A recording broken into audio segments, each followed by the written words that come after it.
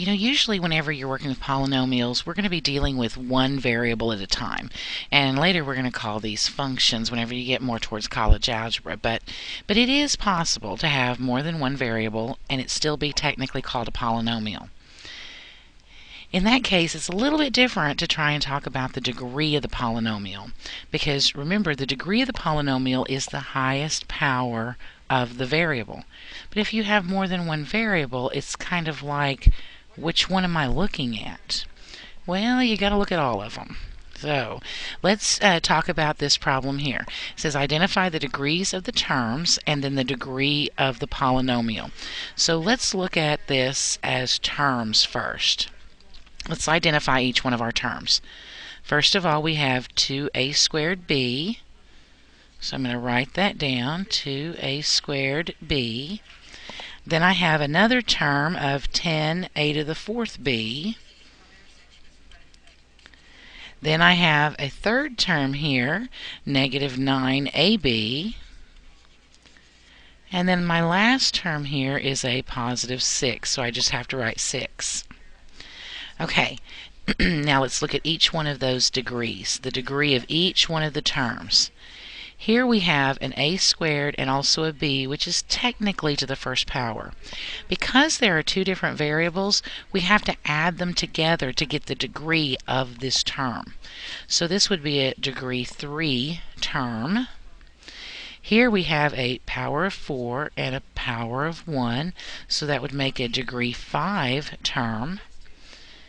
Here we have a first power and a first power, so when we add those together, that would be a degree 2 term.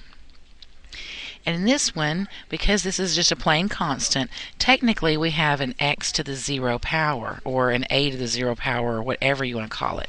So this technically has a degree of 0.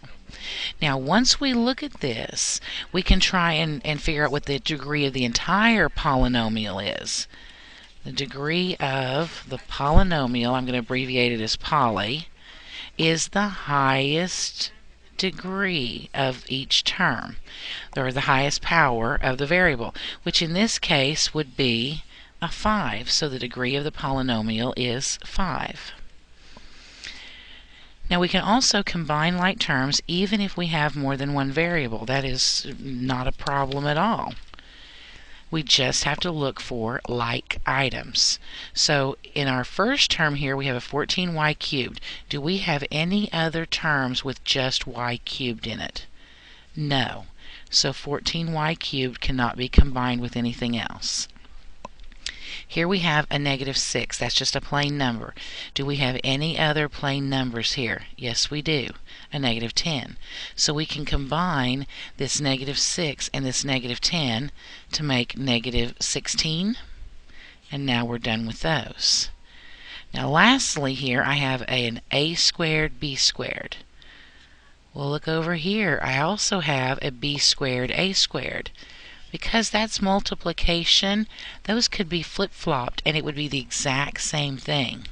A squared b squared is the same thing as b squared a squared. So these are like terms then that can be combined. So positive 3 of those minus 19 of those would be minus 16 of those a squared b squareds. That is combining like terms with more than one variable.